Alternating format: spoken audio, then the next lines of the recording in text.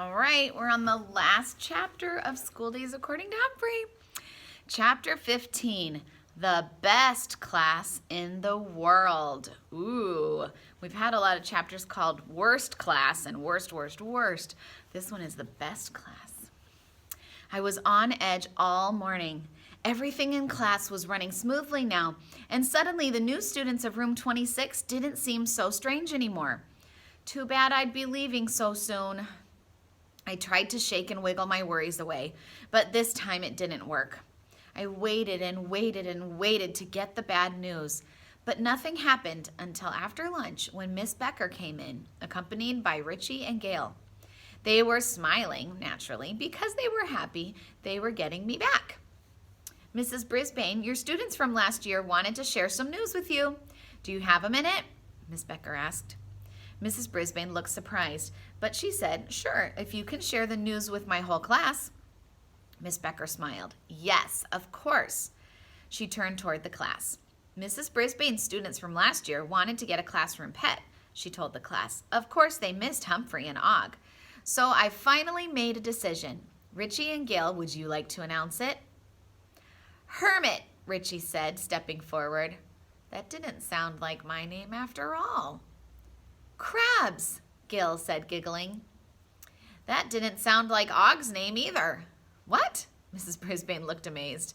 We decided on something completely different. 6 hermit crabs, Miss Becker said. It was Miss Mack's suggestion. Wonderful, Mrs. Brisbane said. How did you choose them? We decided there would never be a frog as great as Og, Richie said, or a hamster as perfect as Humphrey, Gail added. I wasn't sure if that was true, but it was nice to hear. And, Miss Becker said, hermit crabs are very quiet, but they do better if they live in groups. I hope you enjoy them as much as we enjoy Humphrey and Og, Mrs. Brisbane said. Perhaps we'll come and visit them someday.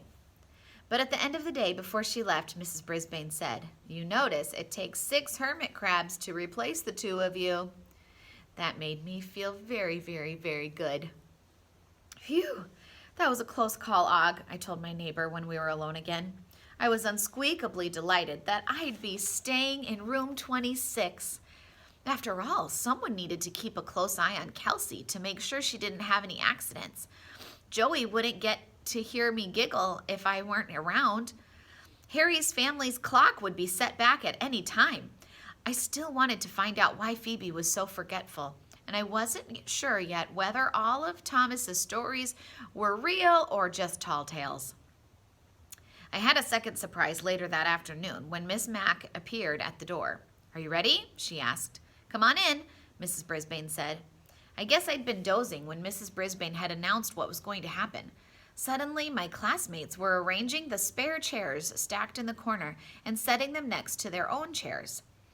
Then I was surprised when Miss Mack and her entire class of first graders entered the room.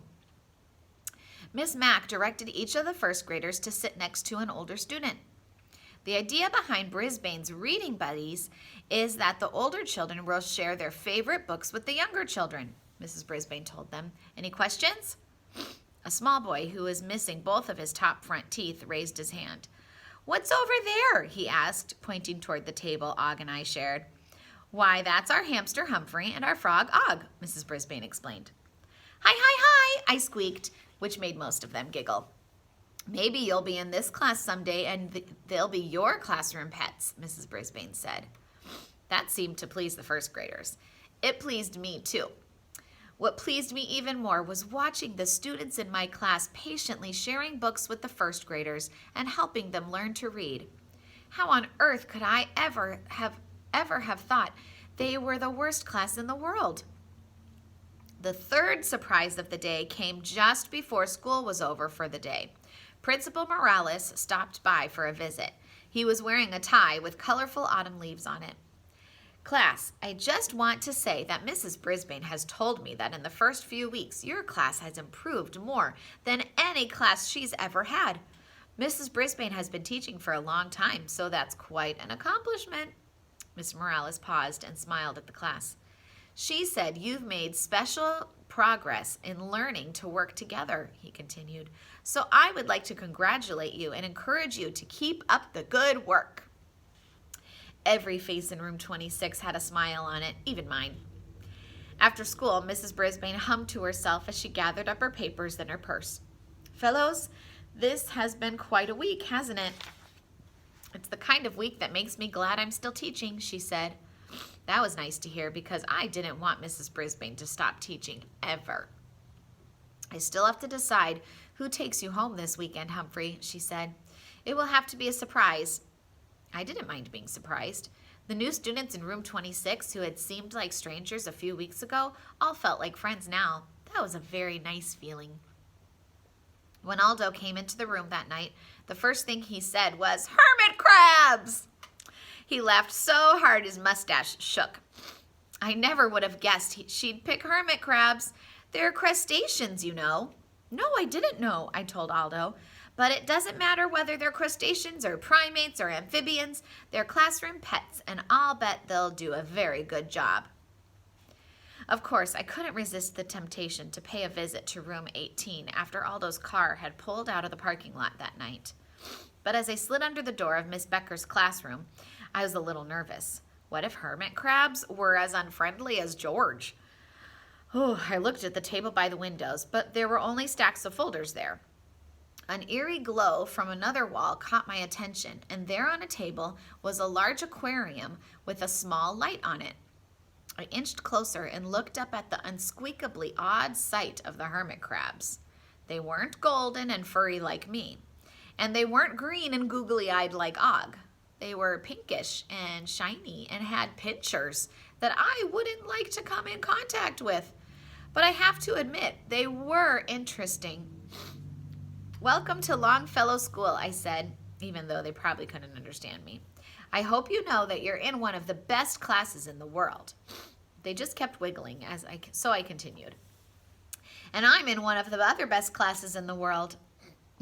Since they didn't have anything to say, I turned away, but before I left the room, I turned back. By the way, I squeaked, my name is Humphrey. I'm the hamster in room 26. I'm not completely sure, but I think one of the hermit crabs waved at me. I waved back. Once I was back in my classroom, I told Og about the hermit crabs. I guess it's nice that they're all crustaceans, I told him, but personally, I'd rather have an amphibian as a neighbor. It makes life more interesting. Boing, boing, boing, he said, which made me think he was happy to share the table with a rodent. I took out my little notebook and I finished my poem, Writing in the Moonlight. Autumn, oh autumn, you had my poor head spinning, but now I am happy to have a new beginning. Humphrey's Rules of School. Love the class you're in. I do. And that's the end. The end of our Humphrey book. That was a good one. So I'll have to pick out another book I can read to you.